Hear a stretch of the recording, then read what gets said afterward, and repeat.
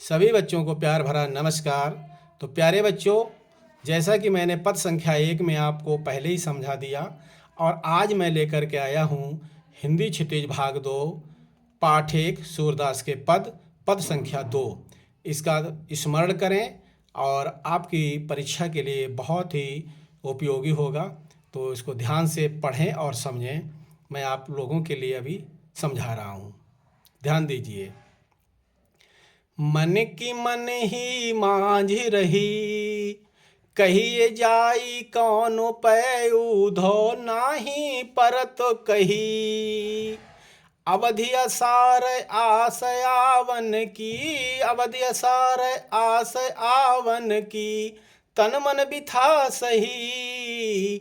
अब इन जोग संदेशन सुन सुने, अब इन जोग संदेशन सुन सुने, बिरहिन बिरह दही।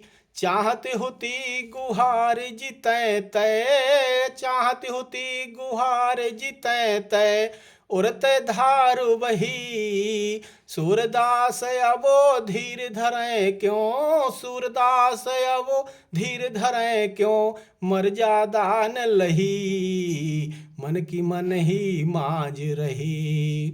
प्यारे बच्चों, इस पद का अर्थ इस प्रकार से है।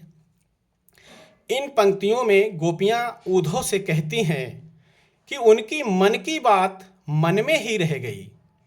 वे कृष्ण से बहुत कुछ कहना चाहती थीं, परंतु अब वे नहीं कह पाएंगी क्योंकि वे उद्धव को अपने संदेश देने का उचित पात्र नहीं समझती और कहती हैं कि उन्हें बातें तो सिर्फ कृष्ण से कहनी है, किसी और को कहकर संदेश नहीं भेज सकती।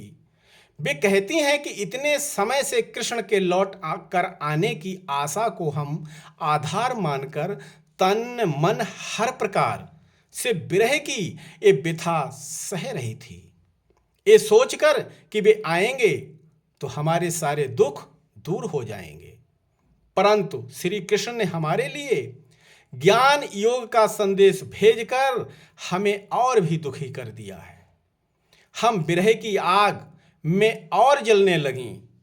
ऐसे समय में कोई अपने रक्षक को पुकारता है, परंतु हमारे जो रक्षक हैं वही आज हमारे दुख का कारण हैं।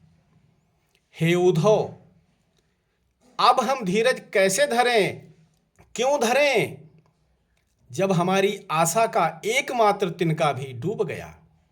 प्रेम की मर्यादा है कि प्रेम के बदले प्रेम ही दिया जाए, पर श्री कृष्ण ने हमारे साथ छल किया है, उन्होंने मर्यादा का उल्लंघन किया है।